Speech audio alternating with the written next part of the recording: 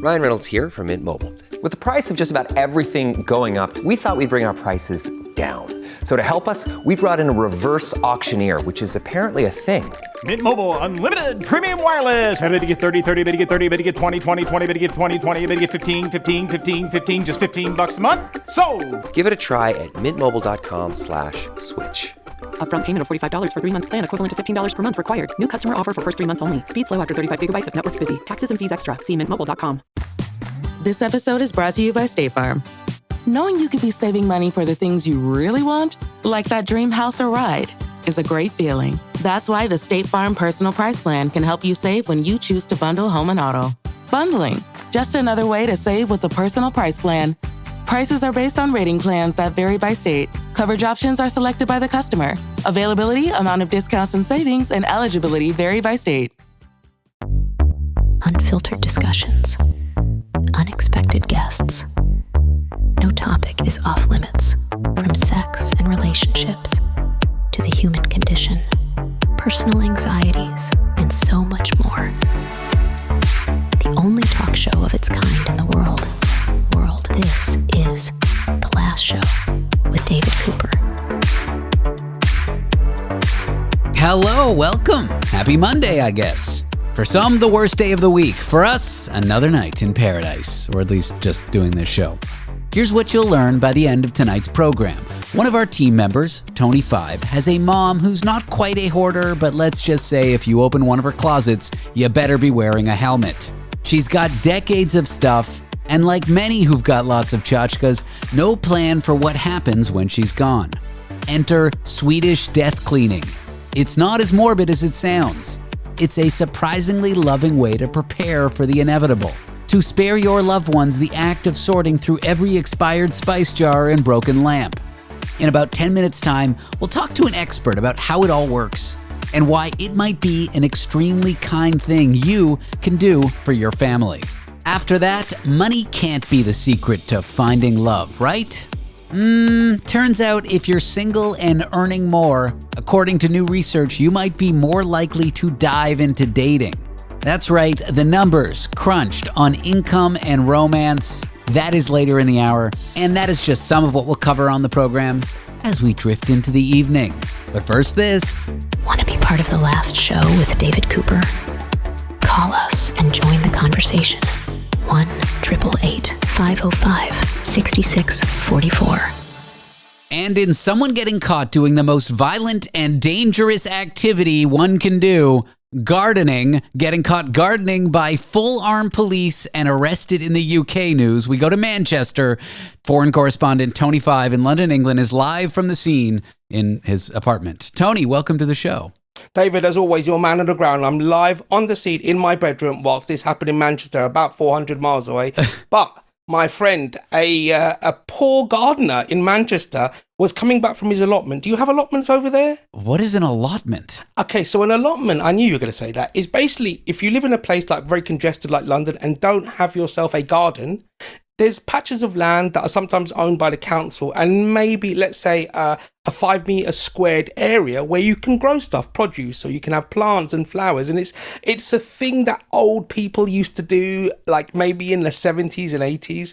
And it's called an allotment, a garden allotment. And like men, when they argued with their wives, would leave the house and just go to their allotment and just sit there and tend to their plants. So nowadays, if you get in an argument, you might go watch TV or sports or go to the bar. But back then, you would just go garden? That sounds violent. You just go to your allotment. Anyway, we digress and eat crust, my friend. So this chap, apparently he must be quite into it. So he's carrying these very fine Japanese implements, a trowel. So a trowel usually used to turn like soil and you know, take out weeds and stuff like that. A dangerous weapon that the police should be called to disarm you with, no? Yeah, maybe. And obviously somebody has sort of reported this guy because we don't have armed police patrolling the streets usually because they're specialist teams. And this poor chap was like shouting out, "Armed police, get on the floor!" And you know, he was on the floor, and he seemed like a very, very like gentle guy from the statements that he made, and he was really cooperative with the police. And you know, he was telling them, "Now this is garden equipment, right? And you know, you can look online, you can go to the garden shop, and you can see." And they asked him, "Was he planning anything?" And he was like, "Well, probably with my tomatoes." And And like, was he doing anything? Was he ever in the army? Did he ever say he was in the army to anyone or anything like that? Purely because he was wearing khaki, like, you know, the khaki kind of cream desert camo type outfit. Perfect gardening pants. You can put all your tools in those convenient pockets. Well, anyway, so on a serious side, so we have something here where you take a caution. So a caution is like an admission of guilt, but it's not a criminal record. Okay? So wait, the police charged him with carrying gardening weapons? Yeah, because he was so nice and he was kind of just being polite. He didn't have legal representation. So just to get out of there, he said, I'll take a caution. So wait, he was basically arrested for... It wasn't just the cops came, they realized they got the wrong man. No, this is why it was news, my friend. We don't report on anything rubbish here on the last show with David Cooper. This is constant news, my friend. Okay, so this poor chap is gardening. I guess the most analogous thing I can think of here in New York or in North America is like a community garden. Yeah. But he had his own little plot. That's He's right. walking home with his gardening little shovel thing, a trowel. The cops get him on the ground. They point like machine guns at him. Get on the floor. That's correct. And then now he's got a criminal record? Yeah, so it's not a criminal record. Let's be very, very clear. Criminal record is when you go, you've been prosecuted. So like a plea deal, I think that's the equivalent of a plea deal. So you've just admitted to, look, I was carrying this, but it's completely ridiculous. But carrying what? Like, A what did they trowel. even charge him with? Carrying weapons? Carrying an offensive weapon in public, because I guess you could argue, but he was coming from a garden. He's probably covered in soil and smelled like a potato, but still... That's what happened. But here in the UK, we have a DBS, which is the Disclosure and Barring Service. So if you work with children, for example, if you work in any sort of sensitive environment, you have to do this. And it does a soft search on your criminal record. Wait, so if someone does like a criminal background check to hire this guy, it's going to show up that he was arrested carrying gardening weapons? It say that he had a caution. So he was arrested, de-arrested and given a caution. And unfortunately, because this guy works in a theatre environment, I was reading, and they may or may not have children, it could, and I'm not saying it will, but it could have an impact on his career. That is wild. And it's so unusual for cops in the UK to come with guns, let alone point them at some poor chap coming home from gardening. I would love to speak to him. I think maybe we should try and get him on the show and find out his side of the story. My goodness. I feel like half of our good ideas just come from us doing the show. Well, good's a strong word. Regardless, let's try to get this guy on the show. Poor chap. All he was trying to do was grow some potatoes or strawberries or whatever it is you. Absolutely. It just seemed like a really nice guy. Most people that have allotments they're kind of calm and they're quiet and they spend their time doing it. But you hit the nail on the head. Community garden, that's what it is. So you'll see lots of people on a Sunday or a Saturday, if they've got a high pressure job in the week, just, sitting in their allotment. It is a thing. It's kind of maybe not over there, but if you say someone's just sitting in their allotment, they're just gentle. They're not hurting anybody. They're just tending to their vegetables. I mean, if you were a potato in that garden, he might hurt you. He's a serious violent offender, according to the cops at least. But I can only infer that he's quite a serious gardener because he had like Japanese tools. So, if somebody's got like cutlery at home, but they've got Japanese cutlery, it's like the best of the best. Yeah, like knives, basically. Like the chef's knives. So this guy has obviously got very expensive, I'm not even going to pretend to say the name of the actual stuff. I can try if you want me to. No, I don't, because in stolen credit card news, we go to a Chuck E. Cheese where someone was arrested wearing a Chuck E. Cheese costume at a Chuck E. Cheese. Sorry, explain the context of this. Now, obviously, in England, we don't have a Chuck E. Cheese. I know he's relatively iconic because I see him on like American shows. Explain to me the Chuck, the E, and the cheese. It's basically just a play area for kids with video games and people dressed in costumes. And the iconic character is this mouse, Chuck E. Cheese. So in Florida, and I know you hate doing Florida stories, but in Tallahassee, Florida, there's a Chuck E. Cheese for the kids, their birthday parties, there's pizzas, there's games. The character Chuck E. Cheese, the man playing the character, gets pulled out in cuffs. There's a video of it. They take off the rabbit or mouse hat and they put this guy in cuffs at Chuck E. Cheese. They arrested Chuck E. Cheese because the guy playing him is accused, allegedly, we have to say that not to get sued, of stolen credit card fraud, basically. Wow. I mean, were the kids watching? Were they all crying when they just sort of dragged Chuck E. Cheese out, put him on the floor in a headlock and have like laser sights on him? I don't know that there is videos of the guy being arrested in costume. It's amazing. There's so many innocent people. There's a gardener in Manchester. There's a Chuck E. Cheese in Florida. I do see kids, and the parents are like holding the kids, protecting them. Surely it's very traumatic for these kids, man. Can you imagine? It's like your 5th birthday party, and the mascot you've been looking up to your whole life just gets absolutely blattered on the floor. I certainly can't. There's really nothing more to it than just Chuck E. Cheese getting cuffed at Chuck E. Cheese. Tony will be back with us after the break as we cover a very interesting concept called Swedish death cleaning. That is a great thing that the older generations in Sweden do for the younger generation. You know, when you're about to die, your house is full of stuff, a lifetime's worth of stuff and paperwork. The Swedes resolve that before their death so that when they die, their estate is in a really good way. It sounds morbid, but it's a kind thing to do, and we'll be back with Tony 5 to discuss more of that in a moment. Swedish death cleaning, good lord, I think I've got one of their CDs in my attic. Tony, it's not the metal band. Jung jigga jung jigga ja, Swedish death cleaning. Want to be part of the last show with David Cooper?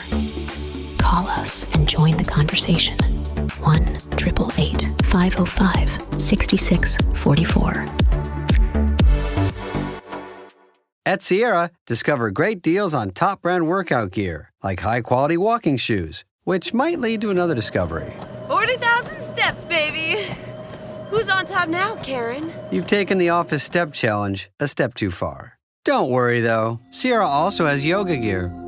It might be a good place to find your zen. Discover top brands at unexpectedly low prices. Sierra, let's get moving.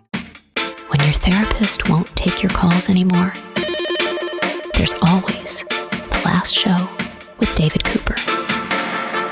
And we are back with foreign correspondent Tony 5 in London, England. Tony, welcome in. David, always happy to be welcomed. Tony's mom isn't a hoarder, technically. Don't call my mum that, David. She was with another couple of men once or twice. No, that's a different topic. Okay. I'm just saying your mom has a lot of stuff. She's got 83 years worth of tchotchkes. And if anyone listening has aging parents, or you are that aging parent, there is something called Swedish death cleaning that might save your family from an avalanche of, I don't know, expired condiments and emotional landmines. Tony, you're dealing with a house full of stuff as your mother ages, aren't you? Well, it's not only mum stuff. So my mum's lived in a house since the 60s. It's 100-year-old Victorian property right in the middle of London. But obviously my brother passed away when I was quite young. So we've still got my brother's stuff. And my dad passed away maybe 7-8 years ago. And there's still my dad's stuff. So, and my stuff. Sorry, I didn't even think about that. My stuff from a kid. So you got 3 bedrooms. There's one person in there. You got 3 bedrooms, kitchen and diner and all this sort of stuff. And it stresses me out. And the house is full of stuff. She's aging. She might want to sell it. The stairs are becoming more difficult. And that's where Swedish death cleaning comes in. And we are here with Katarina Blom, who hosted a television show on NBC called The Gentle Art of Swedish Death Cleaning. She's also a licensed psychologist in Sweden, so she knows a thing or two about this topic. And we're going to go through it because it's so fascinating. Katarina, welcome to the show. Thank you, David. Hi, Katarina. Hello, Tony. I did not forget you. Let's start with the obvious, but maybe not obvious. What is Swedish death cleaning, and why does it sound like some sort of Nordic metal band that I would go to a concert to? Well, it's basically just taking ownership of your crap and cleaning out the clutter so that once you pass, your loved ones doesn't have to go through all that garbage. Sorry to say. Yeah. It's sort of like a gift to your younger generation as you age. Because I think if you haven't dealt with this, you've heard of it or you have it coming. Someone dies and you've got stacks of papers and things to sell. And just dealing with like their death and the objects they've left behind is a nightmare for some people. Yeah, it's so unfair because you're in the middle of this bereavement. And then you're supposed to be cognitively very well functioning and taking a lot of hard decisions. It's a very dense moment. So as a parent, or basically actually as anyone, it's very kind and very responsible of us to take care of our things. Because, you know, it's easy to get this picture, like you said in the introduction, that we should start death cleaning when we're old. But actually, we should start death cleaning today because you don't know when you're going to die. Tony doesn't know when he's going to die. It can happen tomorrow. Well, I disagree with that. I know exactly when I'm going to die. The 24th of April, 2045, about 7 o'clock. Oh boy, that's oddly dark. Okay, Tony is the exception to the rule. Yeah. So we should all death clean. And in Sweden, we often do it when we're in some kind of life transition. So death cleaning is a lot about also, it's like almost existential. Like it's a way to honor that life is actually finite. There is limits to us. And we shouldn't shy away from those limits. We should honor them by stepping into that and like, do I really want to keep this thing forever? Like, will I have a third baby in my case? Or should we just let go of this baby stuff now? Because I am transitioning, because life is happening. And we're like moving in one direction, which is towards death. Wait, you're not supposed to just put the baby stuff in your attic and let the boxes pile up and then deal with it forever? That's not what you're supposed to do? Exactly. That's not what you're supposed to do. And like death cleaning can sound very like mortal and like, oh, we're so in love with the dark side in the Nordics. But it's not at all like that. It's much more life affirming. It can sound so callous and cold, but the efficiency of the Nordic, and I've spent a lot of time traveling that area and that region. It's so efficient, and I love it. What's your opinion of it? Obviously, you speak about it and you talk about it. Did you think like that all the time, or were you born with that ability? Because obviously you're born in Sweden, or did something that you kind of fell into? No, it's actually it's something that we just do in the culture. We don't even talk about it like, oh, we're going to do some death cleaning this weekend. You just do it. Like my mom used to death clean with her mom. Wow. I have death cleaned with my mom. It's just something you do. It's so ingrained in our culture. But now there's a book written about it that kind of made it into a speakable phenomena. Yeah. And I think that's really good. It's such a helpful tradition that's now spreading its wings across the world. It's lovely because in the UK especially, there's a lot of these Nordic cultural things that have kind of passed through. There's a Herga, I think it's called Herga, where they have the warmth in the house, which is nice. And then obviously this death cleaning is something I read recently as well, you know? Yeah, for sure. And also our fika tradition, that's super pivotal to death cleaning. Like you do your death cleaning, you get kind of exhausted, then you have your fika moment with your friends. Cup of coffee, some biscuits, and then you go back to like with refreshed energy. My goodness, there's even a post-death cleaning celebration, David. We need to do this. Coffee and a biscuit. It also is just such a nice gift to your family members. I think for me, it has the word death in it. It sounds really negative, sounds really morbid, like you said, but it's actually just such a wonderful thing to do for your family, to have your affairs in order in case you disappear. So the difficulty of losing someone isn't compounded by the difficulty of, I don't know, having to file 1,000 pieces of paper and things like that. I think as well, because the older generation did keep a lot of stuff, physical stuff in paper and bills and passports. And as we get older, obviously a lot of it is like digital, right? Like sometimes your life can be just contained digitally on like email and stuff. And if you don't have the password, right, you just don't know. Yeah. But I don't know. I think you can leave a digital mess. Is there a digital component to death cleaning? Like, should your computer affairs be in order so that your family can like log into your bank account and like get the money? Or I know that sounds really like transactional money, but is there a digital component to death cleaning? Yes, of course. And I think it's also being reflected in a lot of bigger companies right now. Like there's some service I know Apple has that you can just type in next of kin, kind of. So in case that I would die, my partner has all my access to all my accounts and stuff.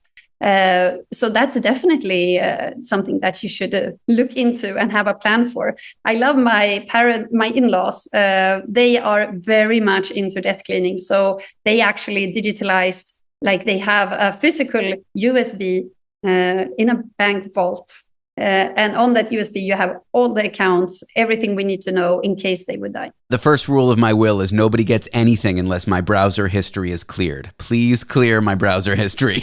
See, you say that as a joke, but some of the most personal items, personal sort of thoughts that stay in your mind, all the things that you probably hide from people, may be contained online, right? Like not just the papers and the financial and administrative documents, but like, your deepest, darkest, things that maybe would be judged about you after you die, right? And I think that's our version of like finding your parents' diaries and finding out about relative secrets. I know in my family, we discovered things once everyone involved had passed away. Right. And then we got to hear like, oh, this is really the lineage and so on. And I think that's just... Wait, you found out about like affairs and wild things that were secrets? Oh my goodness. Yeah. And I think that's like in the olden days, you had to kind of keep a diary. And if you didn't like throw it away, which you might not, then next person would, of course, find it. And within death cleaning, there is actually a tradition that you do a box that says just for me box. And there you put everything that you want, that maybe things that are just an enjoyment for yourself, but not make a lot of sense to others. Or maybe it's too personal. You don't want anyone to take care of it. Like then next of kin should just throw it away. Just burn it. Don't look at it. Just burn it. David, I need to get a massive box. Yeah, me too. A lot of weird things that we're hiding. When we come back, I want to get to the crux of it. Tony's mother is dealing with a lot of objects, ephemera in her house that he's worried about as she gets older. I think a lot of us have relatives, older parents, whatever, that have houses filled with stuff. So how do we go from way too much stuff to organized, especially like in a North American or British context where this isn't cultural? That is what we'll discuss here with Katarina Blom, who's a licensed psychologist, TEDx speaker, and author. Check out Katarina on NBC's TV show, The Gentle Art of Swedish Death Cleaning. We are also here with foreign correspondent Tony Five. I'm David Cooper. This is the last show, and when we come back, more Swedish death cleaning.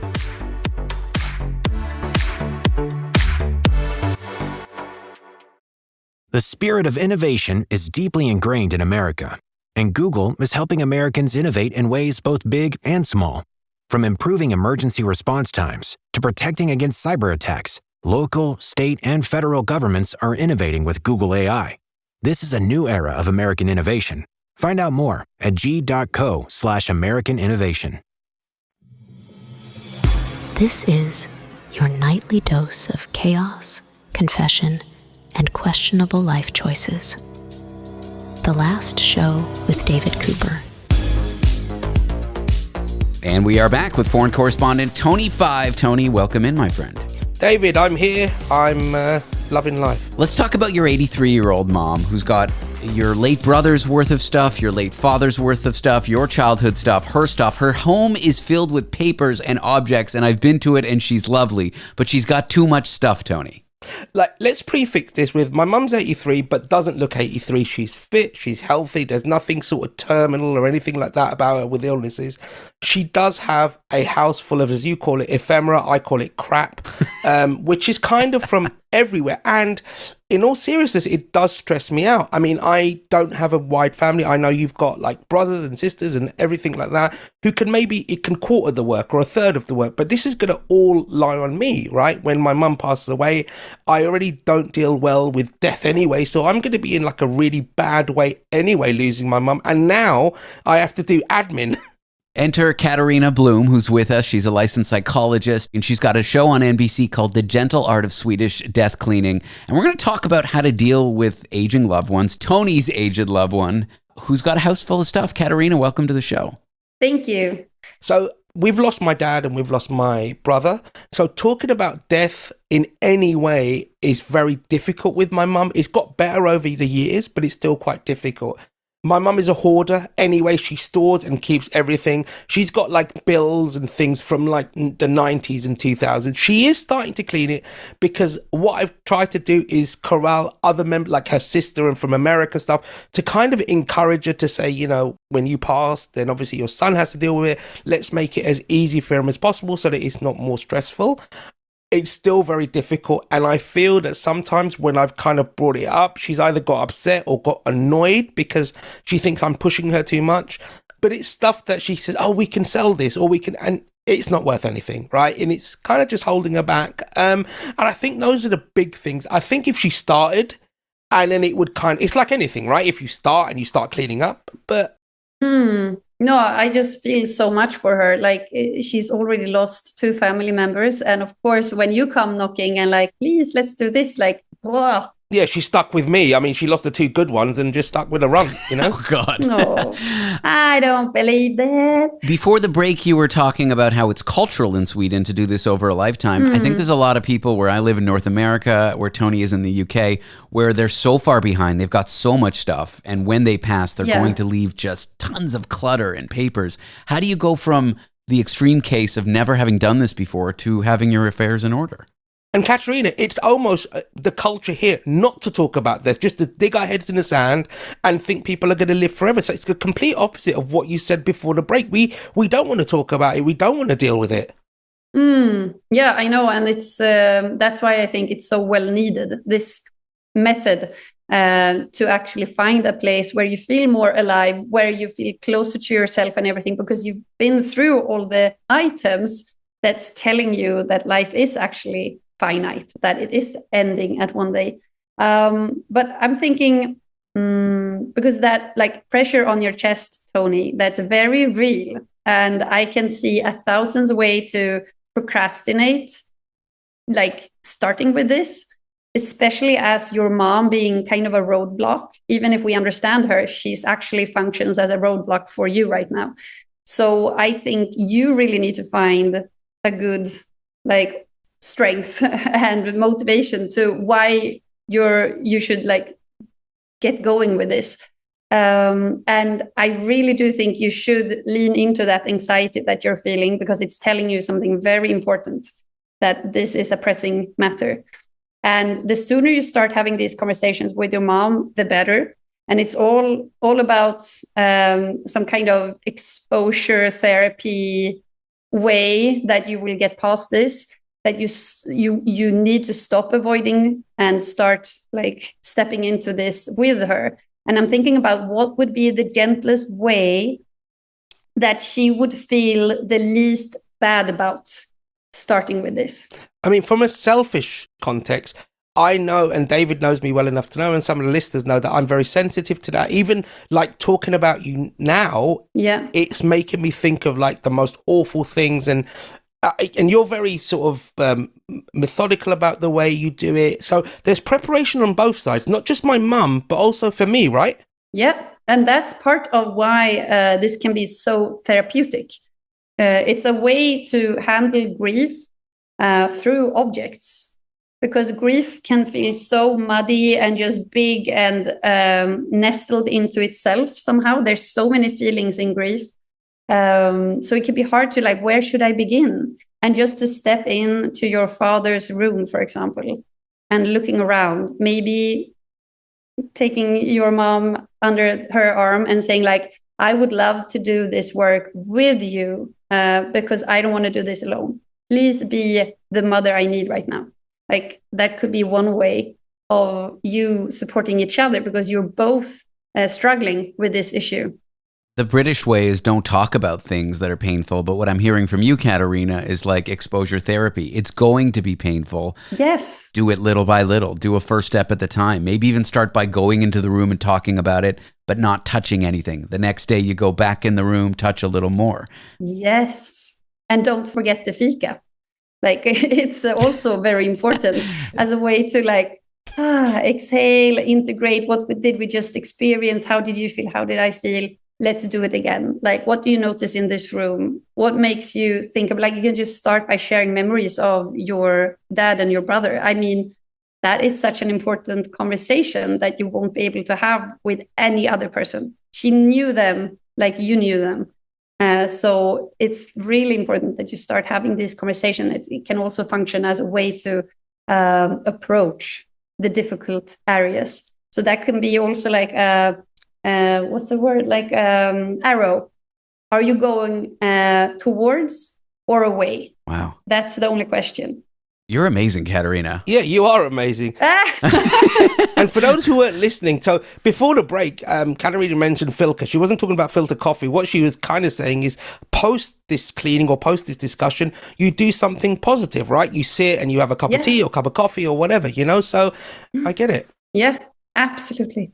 Step one, Tony, is go in the room with your mom, talk about it, and then go, what do British people do? Have tea and crumpets, you know? Correct. Tea, crumpets, biscuits. Amazing. And then talk about the monarchy. Talk about the Queen. Perfect. I mean, you could use the loss of the Queen as a way to enter this. I could do, and can you imagine her death cleaning? I mean, she had palaces, David. Why? When people come out the other end of this, they've gone from having way too much belongings, way too much clutter, kind of their affairs not in order, suitable for them to pass, and come out the other end with, you know, cleaned houses, their next generation not feeling like they're going to be overwhelmed by the estate. How do people normally respond and feel after coming out of the other end of this Swedish death cleaning? Yeah, so when we did when we shot the show in Kansas City, people had very crowded homes, and there was one response that kept coming back from everyone we met, and it was like, I can finally breathe. Like I can finally take deep, deep breaths.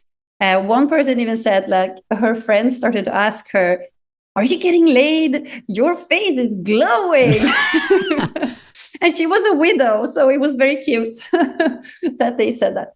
At the risk of overstepping here, I feel like, Tony, your biggest complaint with your mom's accumulation of items is this feeling like you can't breathe. Yes. So the outcome for this could be amazing for you. It could be. I mean, it's something I think about almost daily. We broach it on the show from time to time. And yeah, I mean, like I said, I have to start getting over it. But even this conversation has been so amazing and it's been so cathartic. So thank you so much, Katarina. Wow. Step one, invite Katarina Blom onto your radio show. That's the first step for everybody. You can check out Katarina on NBC's The Gentle Art of Swedish Death Cleaning. Katarina, we've really enjoyed having you on the show. Thank you so much for your time. Thank you so much. And Tony, I'm sending you big Swedish hugs and good luck. Thank you. David, let's go for a Filka now.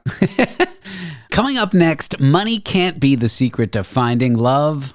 Right. A new study says higher income makes singles more likely to want and start a relationship.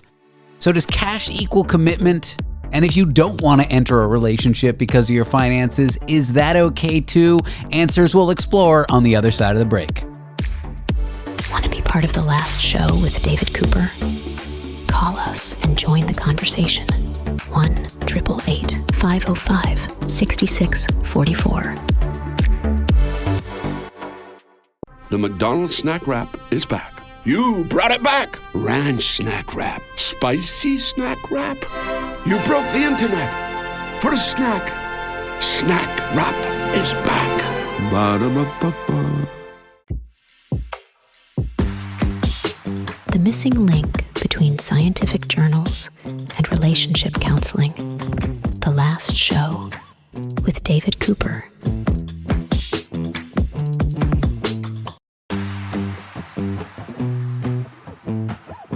Does how rich you are matter when you're dating? I'd like to think not, but does having more money make you more ready for love? Well, a new study suggests that higher income doesn't make single people happier, but it does make them more eager to couple up. Let's talk to one of the researchers who looked into this about money, relationships, and perhaps modern singlehood. I'm here with Dr. Johanna Peetz, who's a psychology professor at Carleton University in Ottawa, Canada. Johanna, welcome to the show. Thanks, David. I think we all would like to think that money doesn't matter when dating. Why did you want to look into single people and how much money they have and what their attitudes are towards dating? Well, we found that people are increasingly more single, right? So that's a really large proportion of the population. So that's just important to know what they think about life. But we also could think of lots of reasons why singles might want to be in relationships because, it's much cheaper to pay one mortgage than two and one toothpaste than two. And so we thought, maybe if you don't have very much money, you're looking to combine that money with someone else. But what we found was in fact the opposite, that people felt not ready if they didn't have enough money. And they felt like, no, I have to focus on getting my life together before I actually even think of getting a partner. So what do you ask single people when you're studying something like this? How do you find out that people with a higher income are more likely to want a relationship? Well, we ask very directly, like, do you feel you're ready for a relationship? Do you feel now is a good time to look for a partner? We also ask about desire for a partnership, like very much like what it sounds like.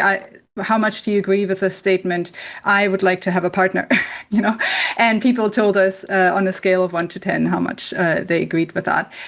We also assessed half a year later whether or not they actually were in a relationship at that time. So we didn't just ask about the intention and their desire for a partner, but we also looked at whether or not they actually ended up in relationships a little bit later. There's an old saying that says money can't buy you happiness, but I remember there was some research that said you do need like a minimum amount of money to be happy. Maybe not billions, but you need that little bit. In your research, what did you find about happiness in terms of people's dating, in terms of their willingness to be single, as it relates to their income?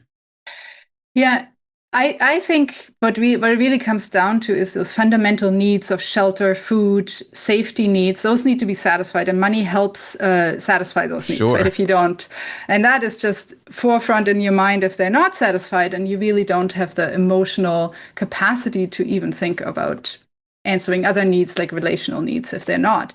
And that, I think, is at the bottom of why income is important. Like, you need to have enough to feel safe and secure and feel you have all those lower level needs satisfied before you think of those other things. We did think that with the happiness or satisfaction with being single, we did also think that maybe if you have a lot of money, you're really happy being single because you can purchase a lot of services that relationships might usually fulfill. Like, you can pay a housekeeper, you can pay a masseuse, like all those things might actually be monetary services that you can afford, and then you feel happier. But we did not find that. We found no link between income and satisfaction to be single. Interesting. Why do you think that is? Well, it's a really good question. We don't have the answer for that yet. We think it might be because it competes with the greater desire to have a partner. And if they don't yet have a partner, then they're feeling a little less satisfied overall.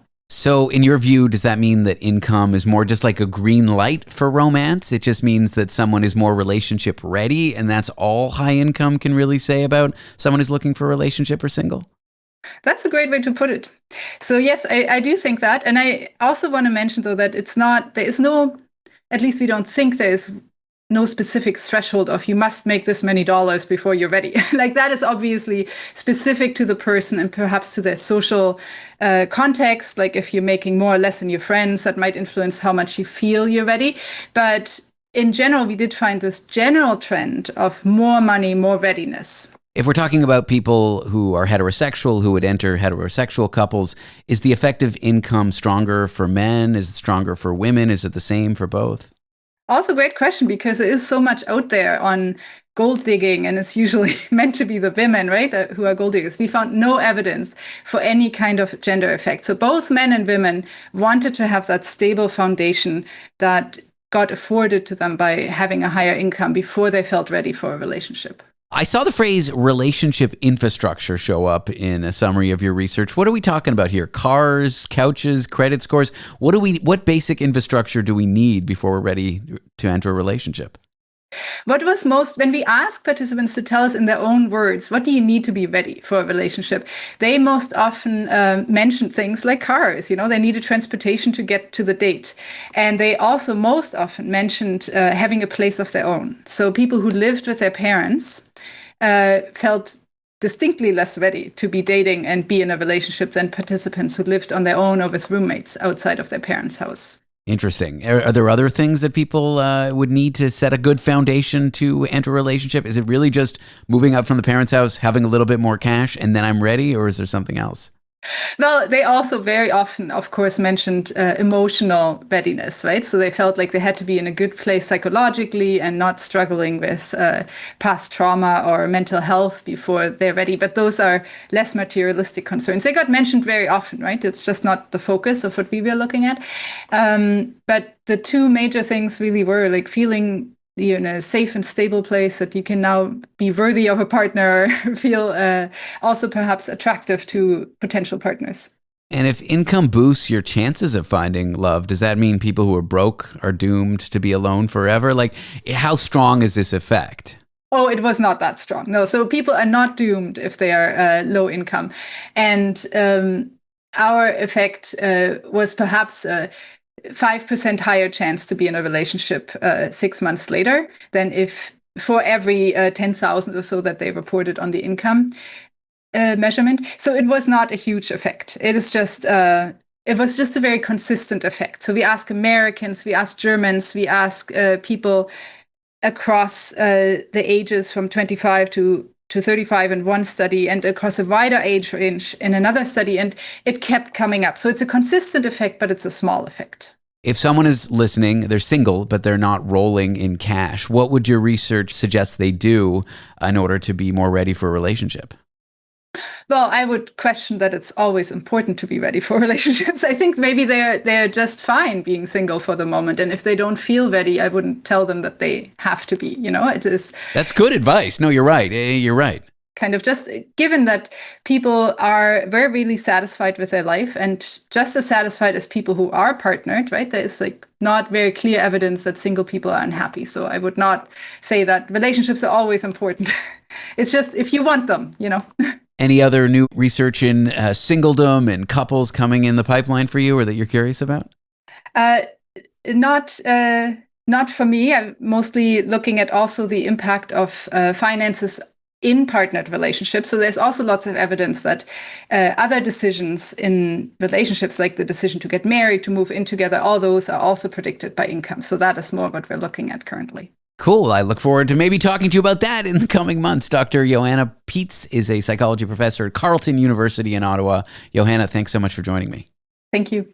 You're listening to The Last Show, and if you like what you hear but you're just tuning in or you're not going to be with us tonight or on a given evening, guess what? You can listen to the entire show as a podcast. If you head to www.lastshow.pizza, that's lastshow.pizza, there is no .com. There you can find out more details about our podcast, including how to subscribe, or just search David Cooper Last Show on your favorite podcast app. Coming up after the break, ChatGPT or generative AI tools. They can write your emails, answer your questions, even help you sound smarter in meetings. But have you ever stopped to think what they might be doing to your brain? Is ChatGPT making you stupider?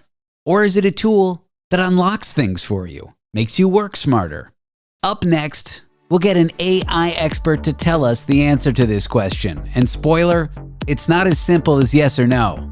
With these tools, it all depends on how you use them. Want to be part of The Last Show with David Cooper? Call us and join the conversation. 1-888-505-6644. Pro Savings Days are back at Lowe's. Right now, get a 4-piece GE kitchen suite for under $2,000. Plus, get a free DeWalt 20-volt Max XR 8-amp-hour battery when you buy a select DeWalt tool. Save big with deals that work as hard as you do. Shop Pro Savings Days in-store or online today. Lowe's, we help, you save. Valid through 8/1. Selection varies by location. While supplies last. Discount taken at time of purchase. See sales associate for details. The show that asks the questions other shows are afraid to ask. The Last Show with David Cooper.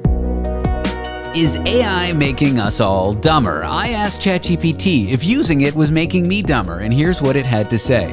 I'm not making you stupid, David. It's how you use me. Think of me like a sharp knife, useful in the hands of a chef, dangerous in the hands of someone who never bothers to learn to cook. Is that even right? I'm here with someone who asked the question, is ChatGPT making us stupid? And we are about to dive in. His name is Dr. Aaron French. He's an AI researcher and professor of information systems at Kennesaw State University in Georgia. Aaron, welcome to the show. Thanks. Appreciate you having me, and I look forward to diving deeper in this topic.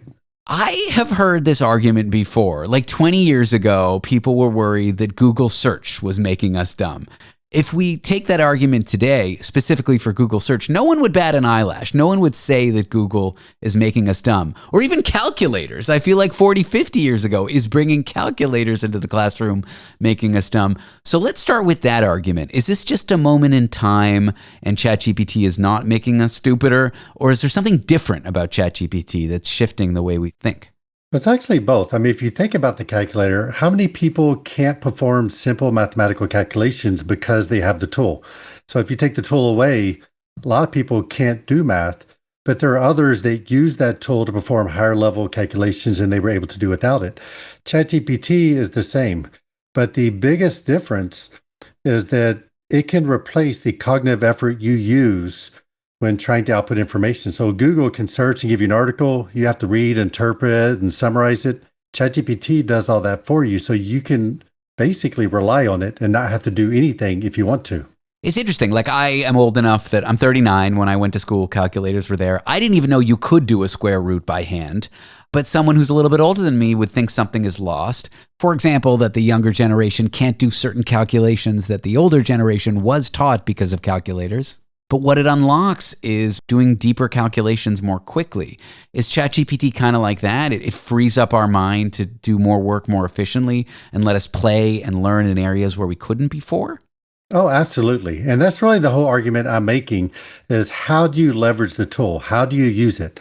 And so you obviously use a calculator to do things that you may not be able to overcome some challenges or to perform higher level math. ChatGPT is the exact same way. It's going to enable us to do things. It's going to account for some of the limitations I may have because I'm not good at everything. I specialize in one tool, but there may be some areas that I need to study and work harder in. ChatGPT can fill the voids of some of those. Now, you've drawn this distinction between using AI as a tool for thought versus using it as a substitute for thought. What does that difference look like in practice? Well, think about a brainstorming session. If you've ever been part of a think tank and you're in a group, do you sit off in the corner and wait till somebody comes up with an idea and then you repeat it? Or do you participate, share your ideas, and contribute to the ideas that are coming out of it? And that's how I look at ChatGPT, is brainstorming, coming up with ideas. Don't just give me an answer. Help me get to a higher level answer or something better, more productive. But what if the task is really just like to summarize something or to do some quick writing and you ask ChatGPT to do it and then the task ends there? In that sense, could it be making us dumber? Like, if all of our tasks can be completely done by ChatGPT and then full stop, is that kind of use of it maybe not such a good thing? No, I think those are perfectly fine because it's about productivity. I mean, think about your job. What are tasks that you routinely do every day and just take up a lot of time? If we can offload those tasks to ChatGPT, we can spend more time doing the higher level cognitive functions of our job rather than the mundane, boring tasks that really require low level thinking. So that's really what we need to do. I want to talk about the Dunning-Kruger effect. Yes. There are a lot of people that I know that don't really know how to code. They don't really know how to write computer code.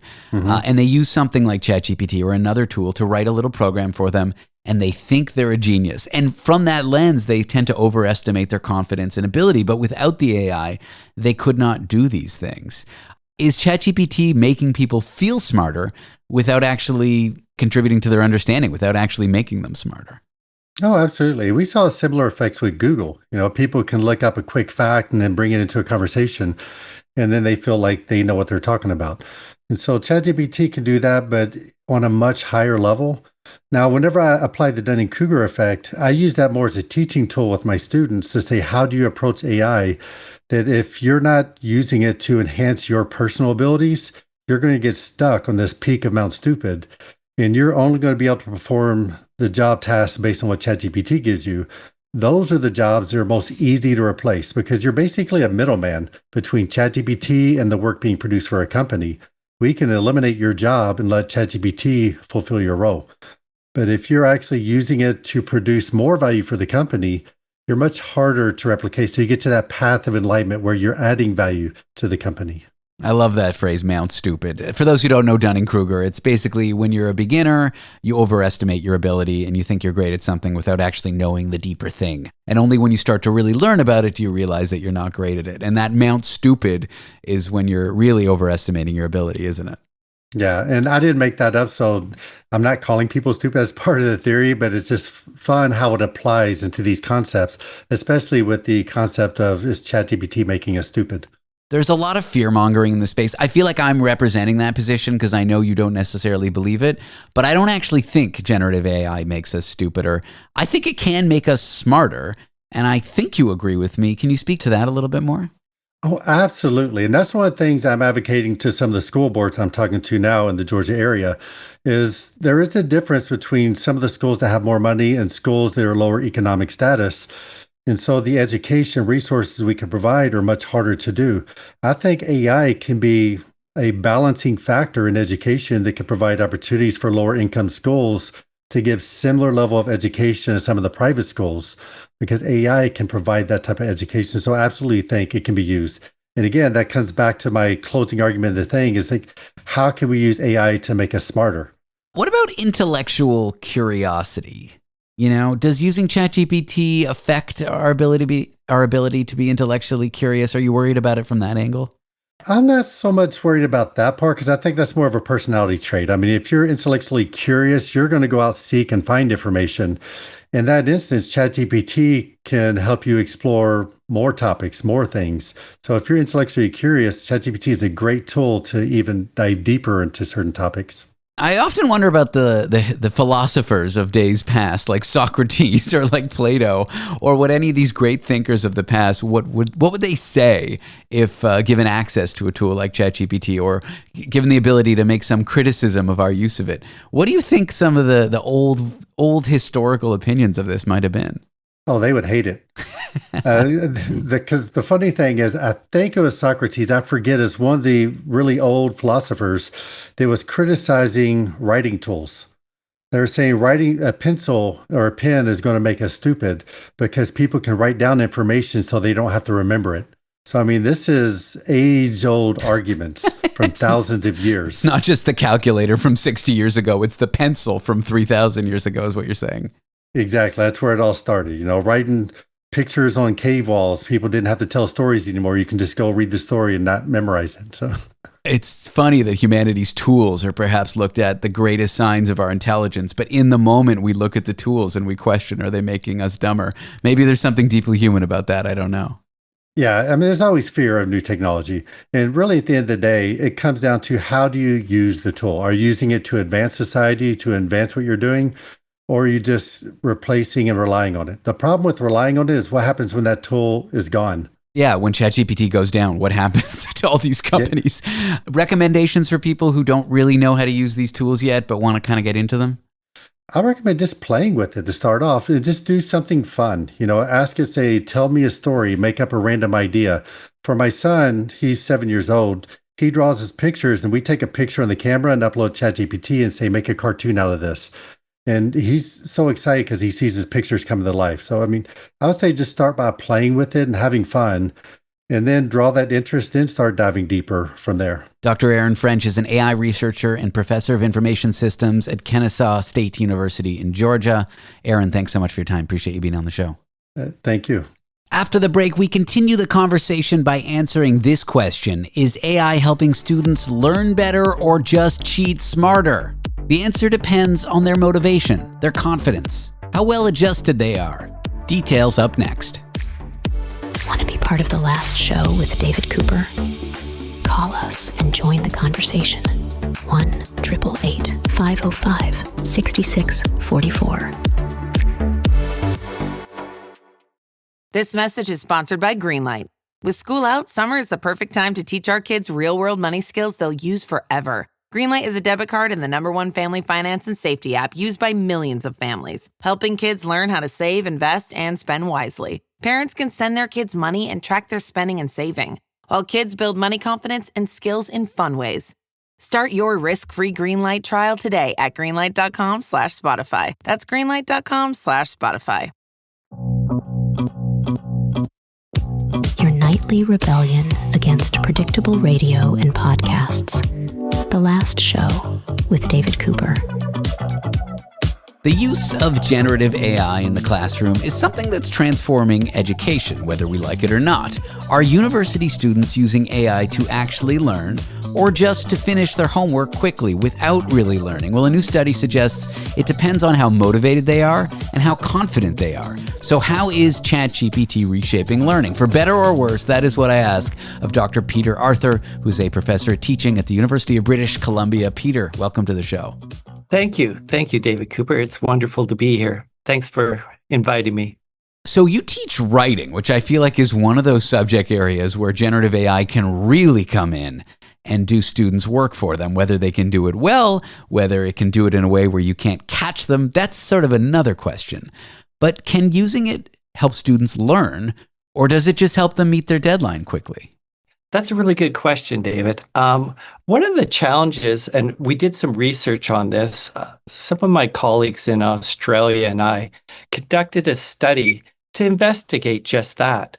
What we did was we wanted to take a look to see whether self-regulated learning impacts how students engage and use AI. And from there, what we found was students who are self-regulated, and I can expand on what that is if you wish. Yeah, please do. Does that just mean somebody who's got a good handle of like good work habits, someone who can meet a deadline, someone who's got good self-discipline? What does it mean exactly? You know, you're right on track with that. So someone who's self-regulated understands how they learn. They set goals, they select strategies that help them achieve those learning goals. They implement those strategies, they monitor their progress towards those strategies and goals, and then they reflect on them in order to see if they are learning well and what they could do better next time. So really it's about structured learning, using strategies, being a strategic learner. And self-regulated learning has a lot of elements involved in it. And we looked at things like self-efficacy, so in their belief in their own ability to succeed. That obviously had an impact on how they use Gen AI. Same with social support, whether they sought help and collaborated with others, whether it was peers or the teacher. Same with their motivation. Could they regulate their motivation, kind of almost like procrastination? Could they control their effort towards that? And if they had those strategies, then the very big key is they kind of led the AI rather than just a quick fix. What they used it is a really strong tool effectively rather than just a quick fix speed. So if they had those strategic skills, they were able to kind of enhance their learning instead of just quickly using ChatGPT or another Gen AI to get a quick answer. You're giving me acid flashbacks because that was not me. 10 p.m. the night before an assignment was due was the time to start with the caffeine and the all-nighter. It sounds like what you're describing is what I'd say is well-adjusted students who really are learning to benefit themselves and not just to get the course passed because that's what their parents told them to do. Those are the ones who are using these tools effectively. So how do they use these tools effectively? Right. So they can use it for many different ways. And there's quite a few strengths that Gen AI can give a student. For example, they can use it to get some feedback, for example, on their writing. If they had a writing assignment, they could have Gen AI just write it for them. Alternatively, they could use it strategically where they write a draft and get feedback to say, how might I strengthen my writing?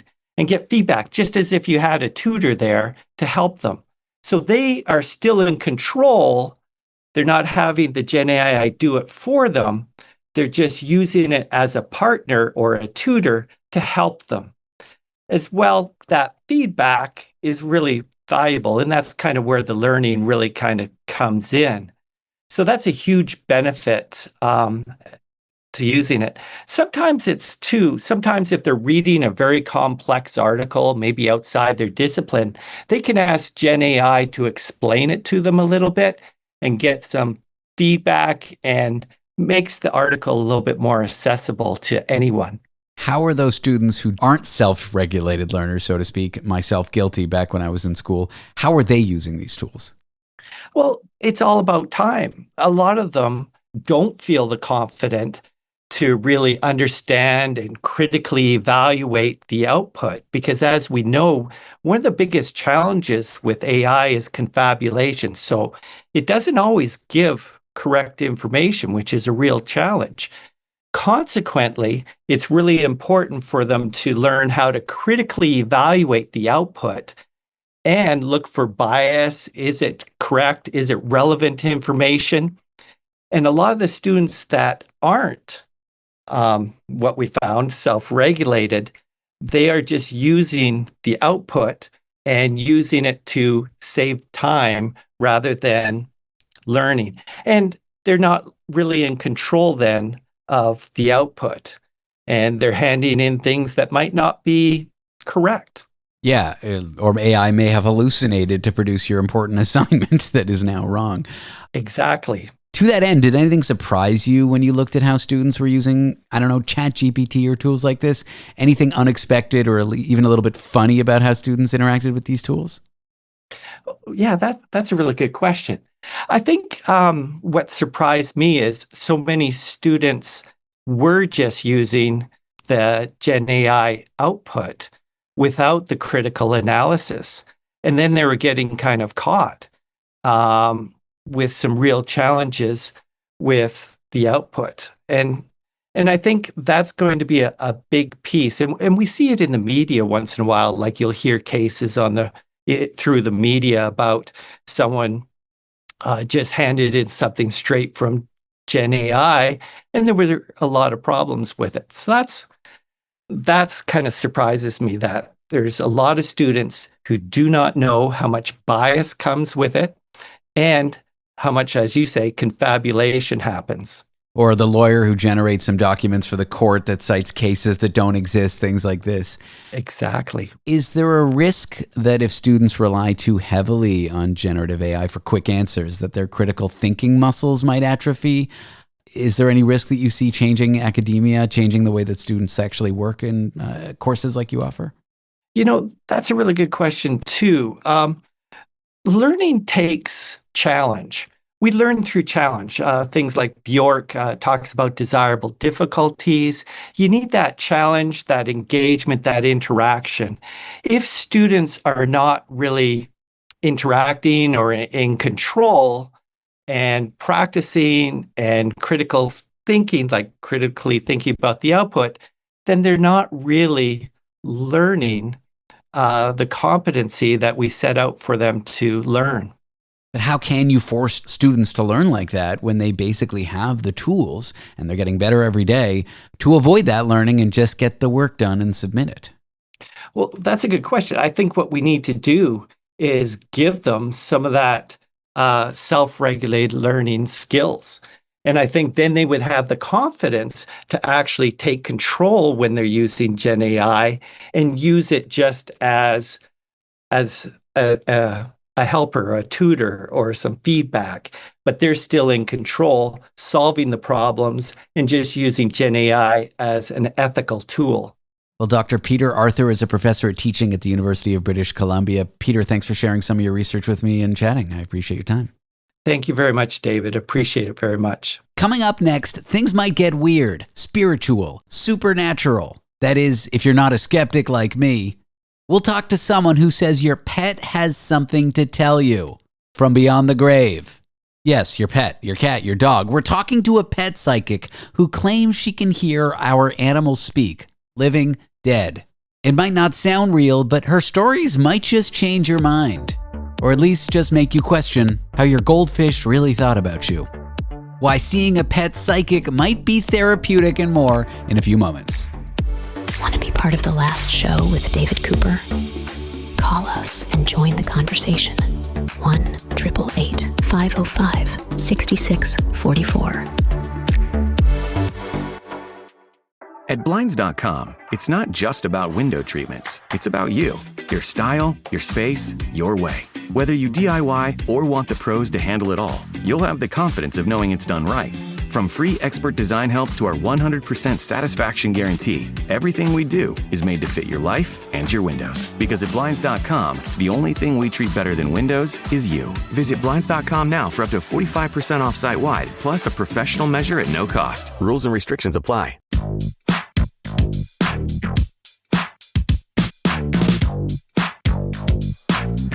Broadcasting from the neutral zone, where every perspective gets diplomatic immunity. This is The Last Show with David Cooper.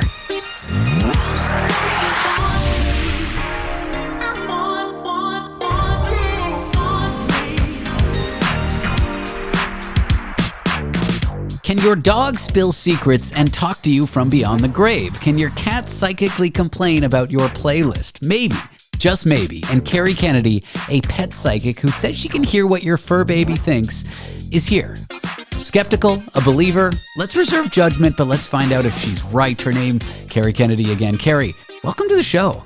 Thank you for having me. I appreciate it. I know this is a big question, but at the beginning, how does one discover that they can communicate with animals in the way that you do? Is it gradual, or is there kind of like a eureka moment where you realize you can talk to pets in this deep way? It was definitely gradual for me.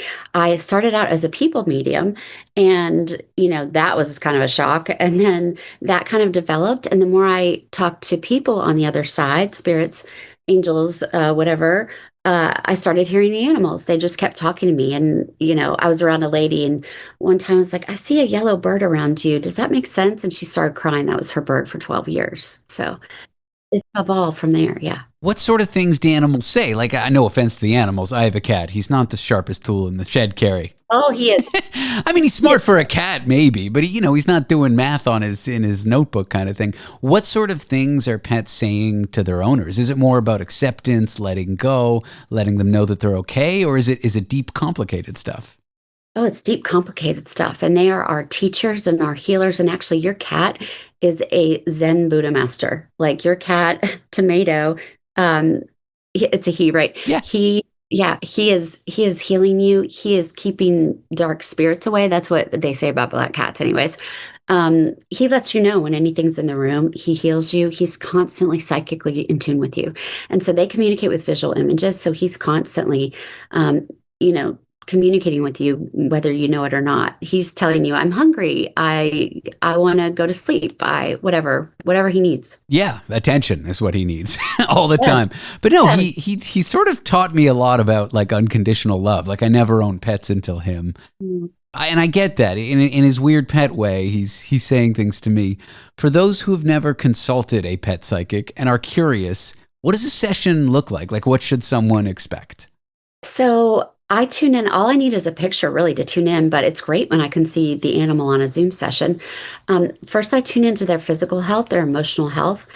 I literally feel what they're feeling. Sometimes, like if they have a headache, I will feel pressure in my left side of my head, or if their back right hip is hurting, my hip will start hurting a little. Not bad or anything. I just have a sensation there.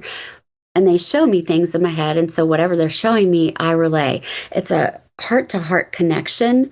I establish that first and ask permission to tune in. And then, I just go with the physical, the health stuff. And then I tune in and tell their owners about their favorite things, their favorite memories, any funny anecdotes they want to tell me, whether they like their brother and sister, any kind of family dynamic like that. So I just let them talk, and a lot of stuff really comes up that's pretty amazing. Anything surprising that happened in a session? I know maybe you got to kind of anonymize it because it's confidential, but anything surprising or that really threw an owner off guard, or the kinds of things that could come up that people would not expect?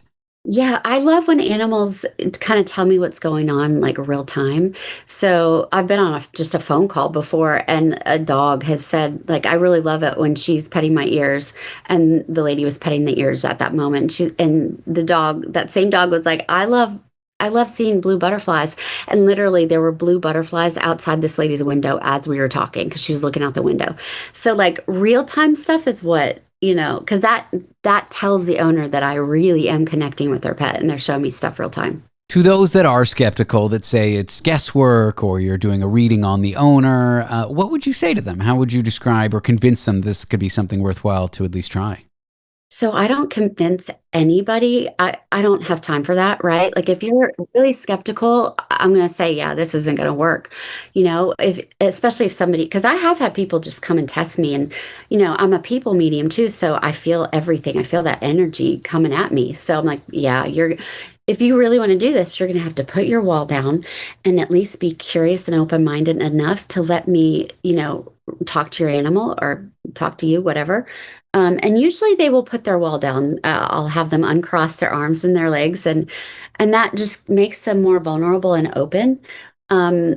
And yeah, I mean, I bring through stuff that there's no way I would have known. Like, even if I look at social media, there's no way.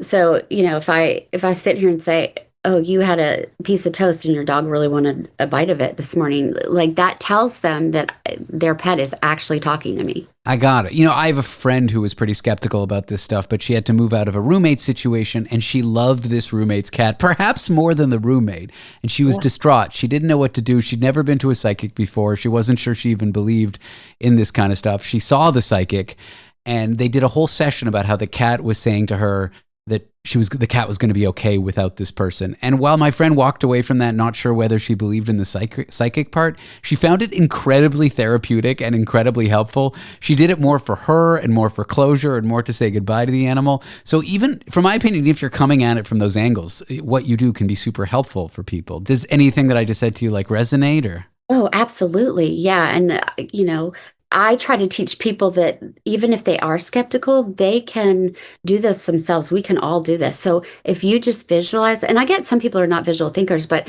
if you just visualize something to your pet in your head, your animal is receiving that information, whether you know it or not. So we can all do that. Did I answer your question? Yeah, I think so. I'm not sure I had a question, but I'm glad we're discussing it. I have a vet on the show every now and again, and he says when he treats pets, it's so little of it is about the actual pet. It's about managing the relationship with the owner, and that's for veterinary medicine. Do you find in what you do, it's more about the owner than it is about the pet, and more about the owner's connection with that pet than the pet itself? Oh, absolutely. It's that interconnection, and it's very complex. It's not always straightforward, like when I talk to an owner and their dog has severe reactivity, we really have to look at what the owner's doing, what's going on in their life. If there's anger there, they need to do desensitization training, and it's not just training the dog, it's training the person too, so yeah, it's very interconnected. Do pets have inner worlds, like personalities, inner monologues, secret thoughts, the same way that humans do? And if so, do you get an insight into that world? What are some of the secret worlds of pets? They absolutely have huge personalities. And when we think an animal is standoffish, they're not, especially cats. They are so tuned in to you and psychically, seeing what you're seeing in your mind and all that stuff. So they have huge personalities. They think everything we do, I'm hungry, I'm tired, I want to go outside, all that stuff. I don't feel good, I'm anxious, I'm scared, all of that. Have you had any surprising emotional reactions from clients after a session, perhaps with a pet that has passed on? Oh, I always say it's not a good reading if somebody's not crying. Yeah, and I've had grown men who don't ever cry, just bawling, because they know that I'm talking to their animal. There's something about the connection with our pets that's so pure. It's much more pure than our relationships with other people, isn't there? Yes, because they've mastered unconditional love, even cats, I promise. And so they just remind us that we are all one consciousness, one collective thought movement, right?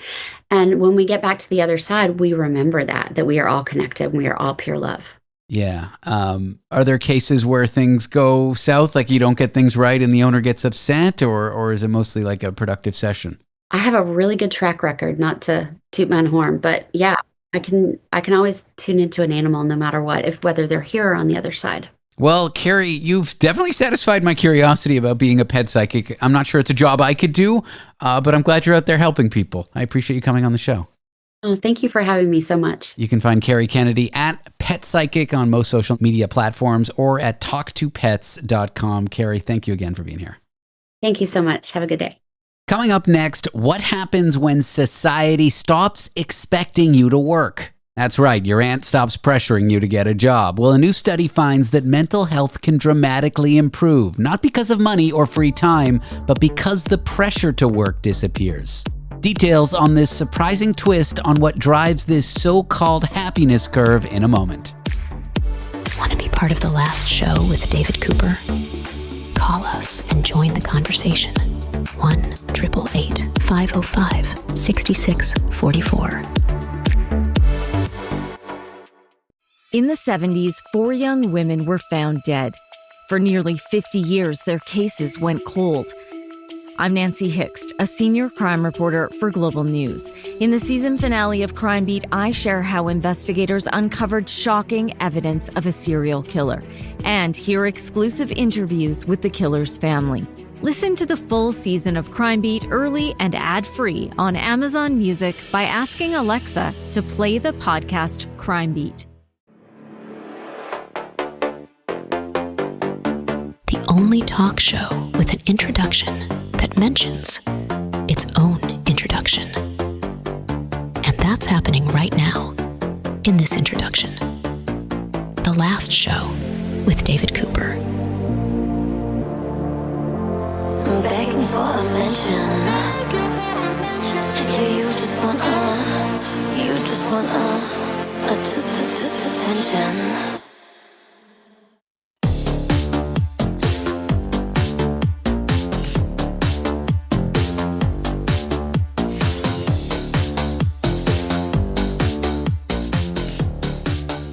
The secret to happiness after 50. What if it isn't wisdom or leisure, but simply that no one expects you to work a job anymore? There's no pressure to have that 9 to 5. A new study suggests that unemployed people feel way better once society stops judging them for simply not having a job. Let us unpack that with someone who worked on this research. His name is Dr. Titus Galama. He's an economics professor at the University of Southern California. Titus, welcome to the show. Thank you. Let's start with this U-shaped curve of well-being. Why is it so influential on how we think about happiness, aging, and what exactly is it? I'm not an expert in the U-shape, but we stumbled upon it. But I do know about it. It's a very interesting phenomenon, and I think that's why it appeals to people. It's popularized in books, like by David Rauch, popular book that discusses how we're basically becoming happier when we age. Unfortunately, our study doesn't show that.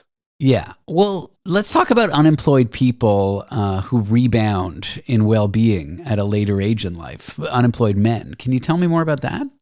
Right. Yeah. So what we did is we basically started an exploration where we looked at mental well-being over the life cycle. So as people age, and people hadn't done that before, and we followed a paper by Case and Deaton, who did this for physical health. So we looked at some correlates of potential relationships between mental health and other things like wealth, like income.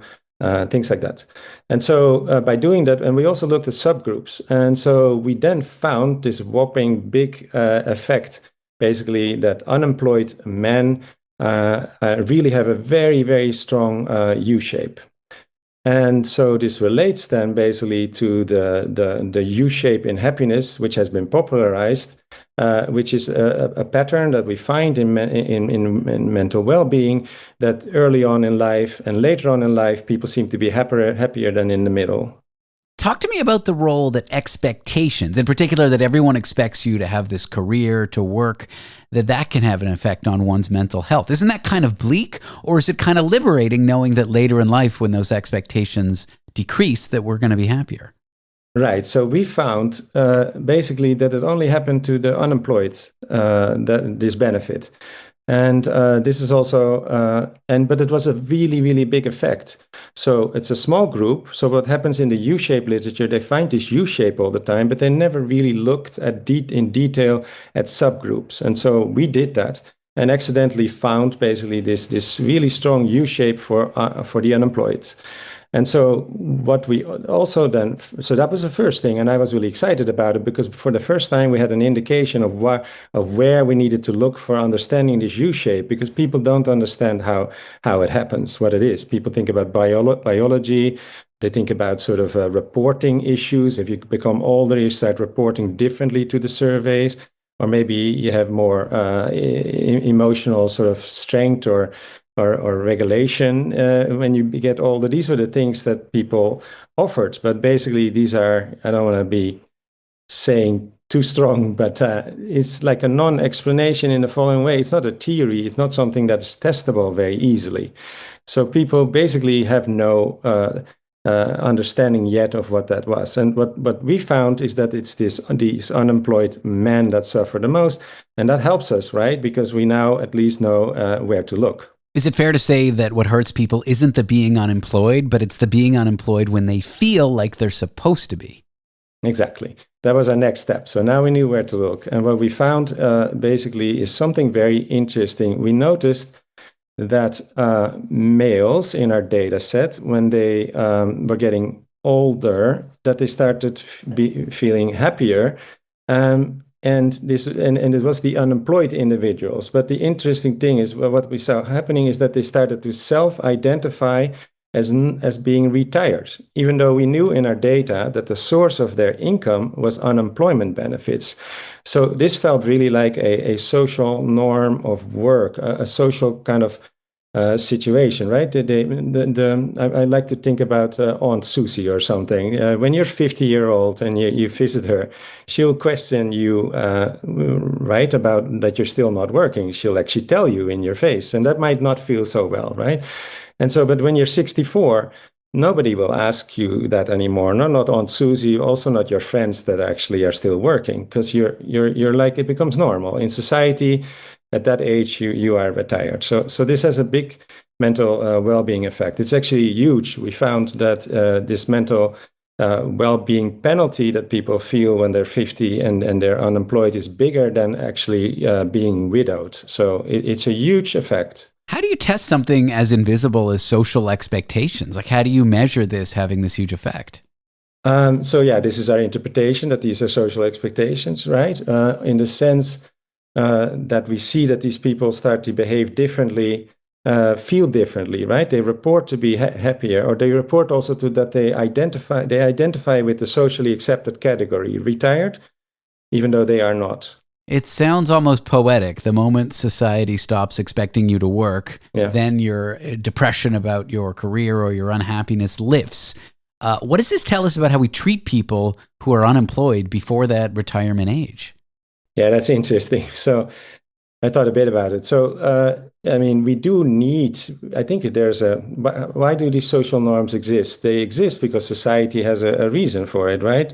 There is one thing that we expect people to be, let's say the males especially, to be the breadwinners. And so there's a reason they need to take care of the family, the household, things like that. So there's a reason that people need to work. And that's why there's a penalty, a mental health penalty in a way, for not working. On the other hand, it also seems sort of unfair because there are people that just are unlucky in a way, right? They can't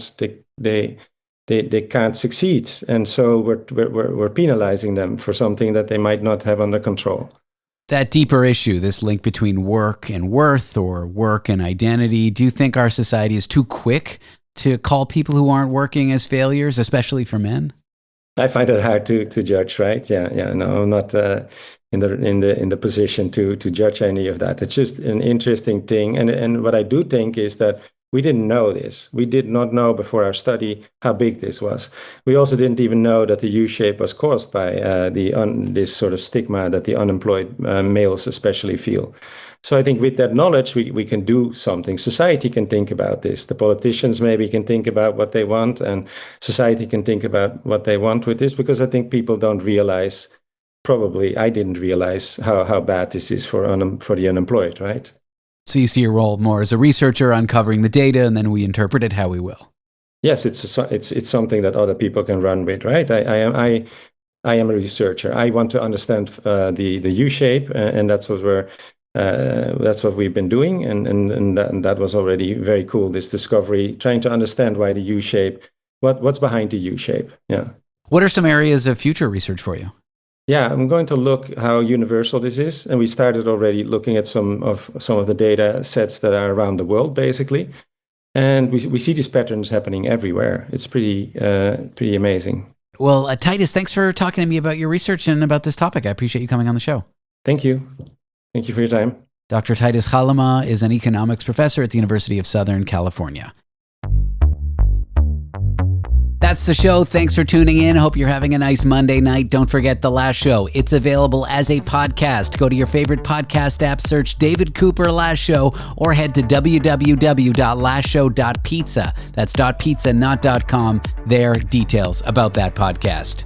I am David Cooper. This is The Last Show. That's a wrap on the evening, and I'll leave you with this proverb.